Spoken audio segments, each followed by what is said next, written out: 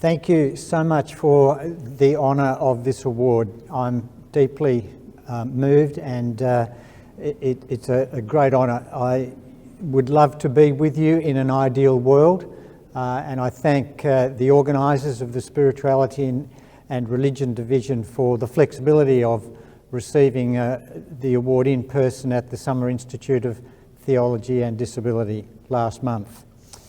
I particularly want to thank the division and the members of it for your deliberations and for pulling my name out of the hat.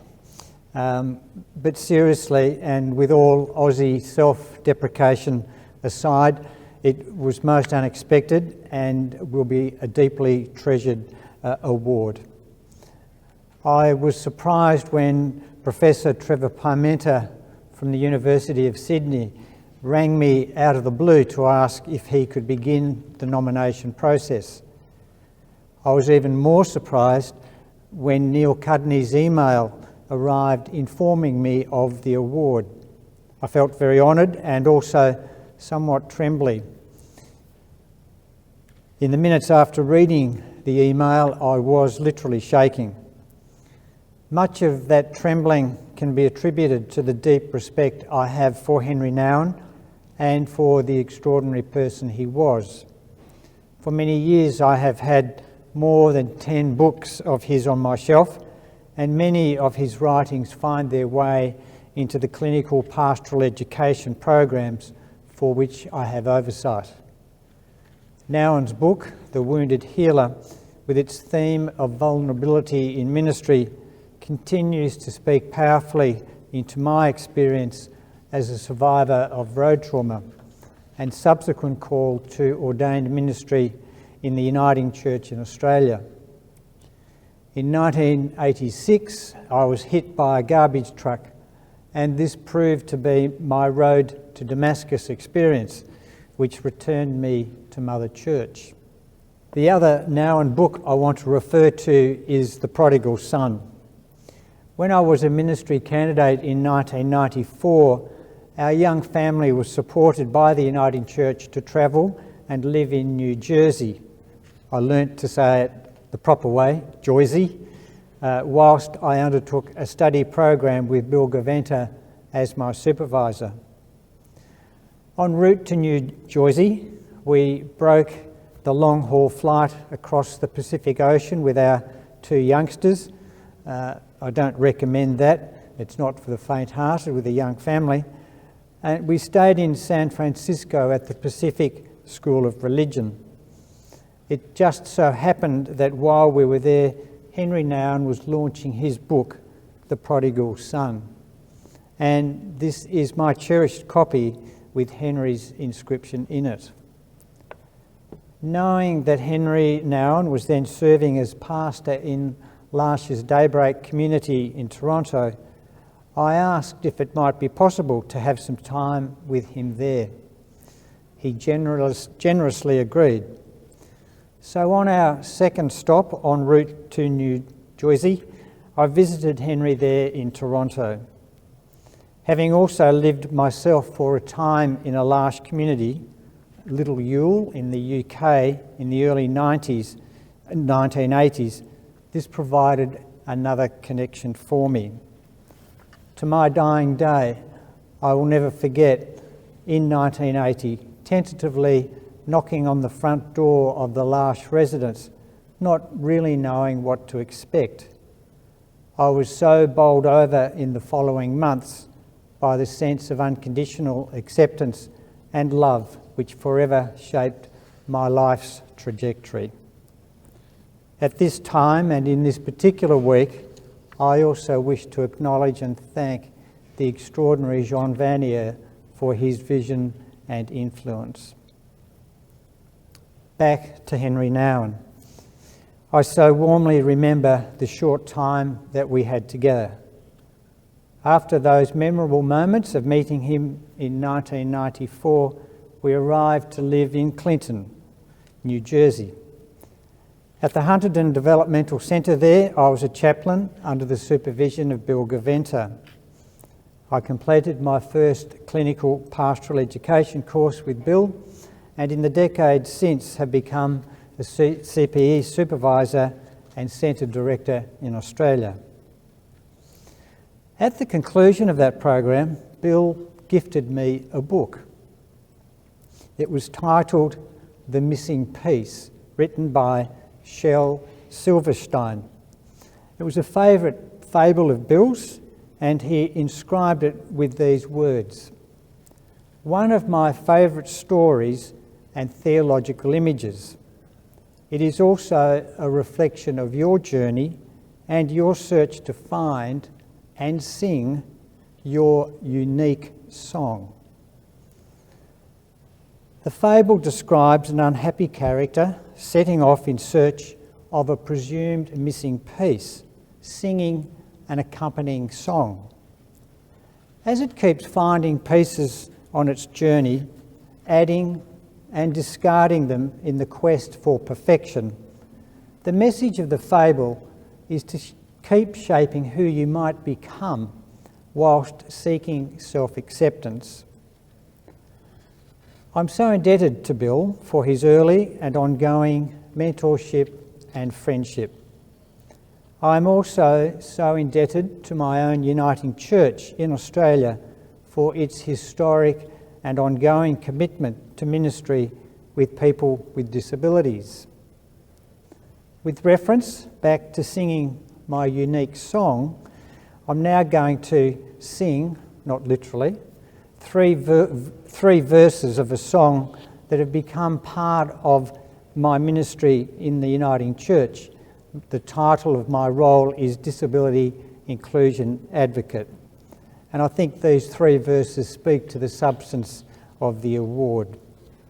Firstly, in its basis of union, the Uniting Church in Australia, which is a union of Methodist, Presbyterian and Congregational traditions, one of its foundational paragraphs states, and these are the words: "The Church is a fellowship of reconciliation, quote, a body within which the diverse gifts of its members are used for the building up of the whole, an instrument through which Christ may work and bear witness to himself."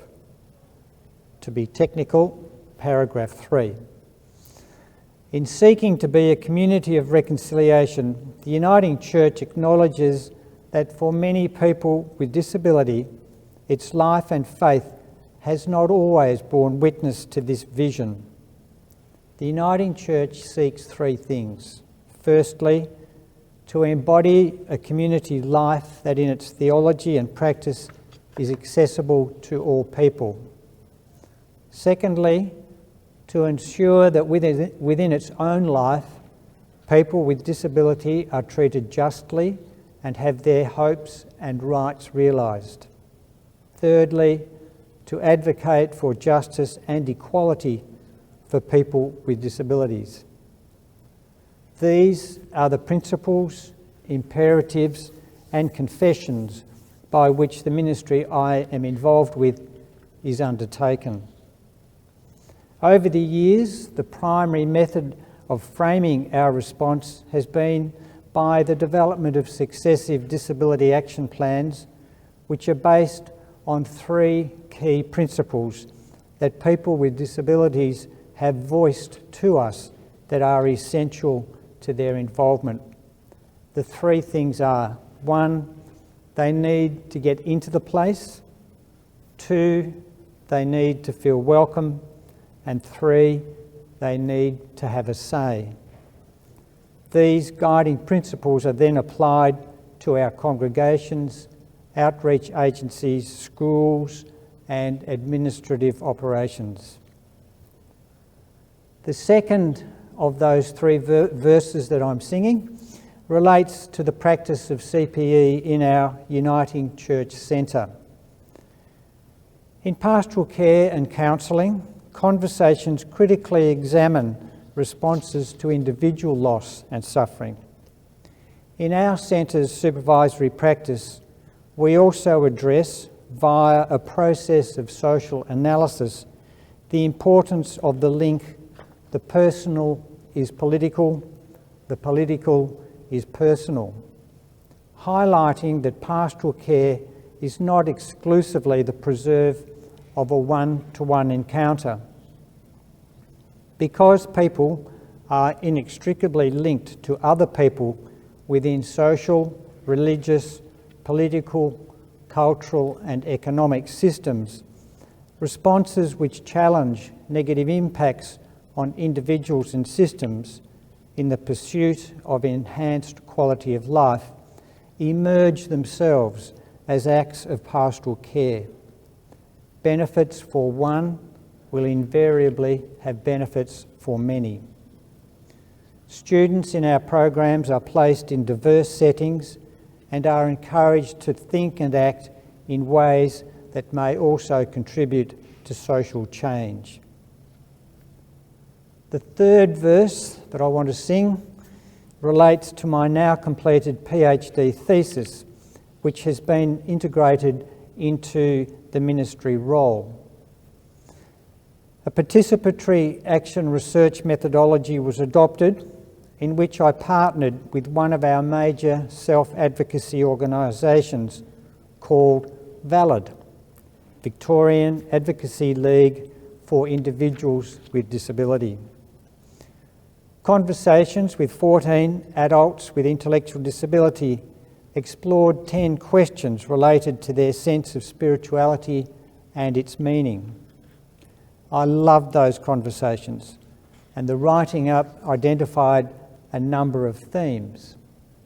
Not surprisingly, the two major themes to emerge were people's desire to have close contact with God or a deity, and to have more meaningful social and personal connections. Subsequently, and as part of the research process, VALID, to its great credit, has recognised the importance and right of people to express their chosen spirituality and has produced, in an easy English format, a policy statement about spirituality's importance. Australian public policy rarely pays heed to this dimension of people's lives. This policy of VALID has already become an important part of dialogue with our recently formed National Disability Insurance Scheme, known as NDIS, as it develops its protocols for people's individual life plans. It is hoped that the important dimension of spirituality will become a recognised part of people's quality of life as this scheme further unfolds. In closing, whilst this certificate has my name on it, in a very real sense, I feel that I am accepting it on behalf of so many people in Australia and New Zealand, all of us down under, and all of us throughout the world who are striving to listen and offer an embrace of inclusion with people who continue to experience exclusion. The final word aptly goes to Henri Nouwen. The spirit of this award is, I think, most eloquently captured in his book, Reaching Out, in which he writes, "The spiritual life is a reaching out to our innermost self, to our fellow human beings, and to God." An echo of the words of Jesus, simply put, love God, love others, and love yourself. Thank you.